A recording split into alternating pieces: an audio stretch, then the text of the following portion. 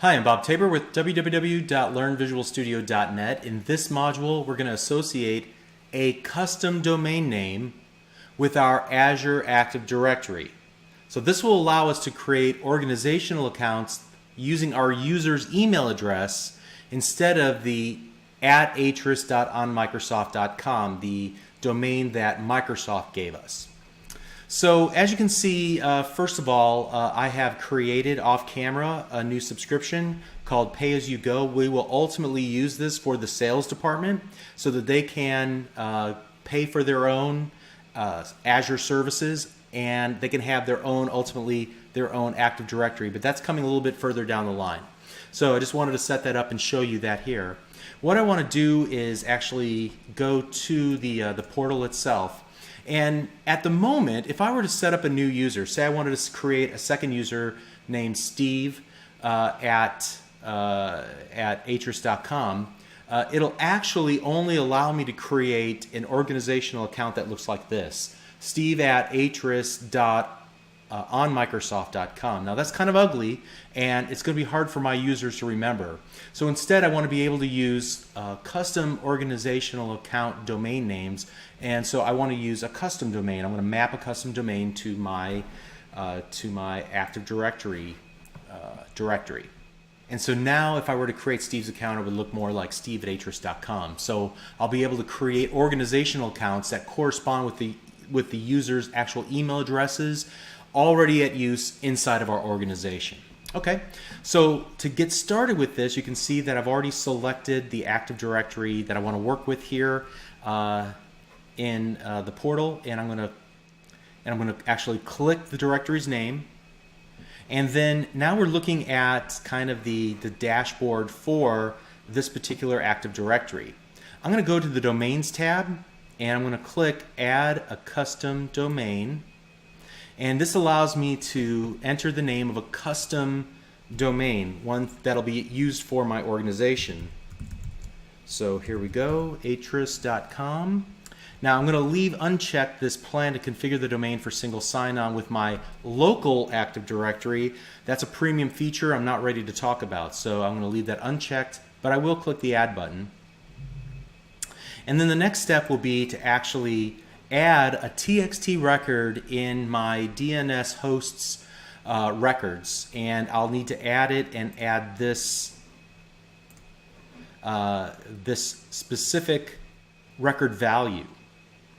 And then once I add it, it'll probably take 10 minutes or so in order for it to propagate throughout the internet, and I should be able to verify from Azure's point of view that this indeed is a domain that I am in control of. So let's go ahead and go through that process. I am hosting my DNS and my domain names through Google Domains. I have a beta account, and so you can see I'm working with atris.com, and I'm going to click the Advanced tab.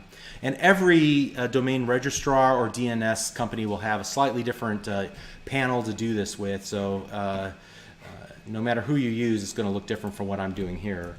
But I'm going to go ahead and create a TXT record with that value set for 1 hour at the root of the domain. I'm going to click Add, and so now you can see that it successfully changed, saved the changes to that domain. And I'm going to go back now to Azure, and I'm going to click Verify. Now you can see that at first it won't be able to verify the domain. Again, it takes like 10 or 15 minutes at least when you use Google Domains. I don't know about some other registrar. It could take up to an entire hour or a day in some cases. So I'm going to go ahead and pause the recording of the video right here. I'm going to allow the DNS magic to happen, and eventually allow us to verify that domain. Okay, so like I said, it took probably about 10 minutes or so. I went and got a cup of tea and came back, and we're ready to go now. It has verified that I am actually in control of this domain name, and it's going to allow us to associate that custom domain name with the Microsoft given domain name for our Active Directory. So what does this all mean? Well, what we can do now is actually create a new user. So let's go to Users and go ahead and add a new user, and we'll talk about the options here in another module. But if you see, I can create steve@atris.onmicrosoft.com, or I can create steve@atris.com, and either will work. So let me go ahead and finish him up. Actually, I'll go ahead and just cancel this for now. I'll add him a little bit later. One other thing that I want to say with regards to mapping domains to your Active Directory, you can actually map multiple domains to a single directory. Now, I was a little bit confused about why you'd ever want to do this, but Pete Harris, who's working with me on this project at Microsoft, he suggested that it could be useful in a couple of different situations. One, perhaps you have domain names, like third level domain names, that indicate a particular region of the world. So it's not uncommon to have bob@us.atris.com, steve@uk.atris.com, and so on, right? So that's one scenario. Another scenario might be where there are actually different domain names, second level domain names, that are all owned by the same organization. It might have happened as a result of mergers, whatever the case might be, but you can group them all under the same Azure Active Directory. So we might have AzureInc.com, some other company.com that Atris purchased, and then myatris.com. I'm not sure, but at any rate, that's just remember the notion that you can map multiple domains to a single Active Directory. Okay, so what I want to do before I actually leave this video is create a second directory. Now, it's going to be simple to do. The reason why I want to do this, again, is to follow along with a scenario that we'll follow up on in a future module. But basically, the sales department, again, it wants to not only pay for its Azure service separate from the rest of the company, but it also wants to manage its users and what they have access to separate from the rest of the company. So again, I'll explain more in a future module, but basically, in order to create a new Active Directory, I'm going to click the New button at the very bottom, and then it kind of catapults me all the way over here to this column.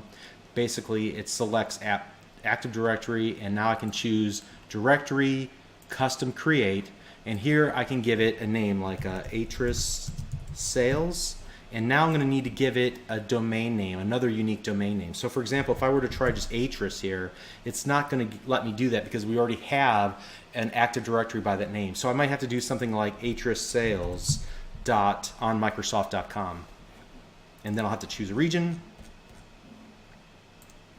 and click OK.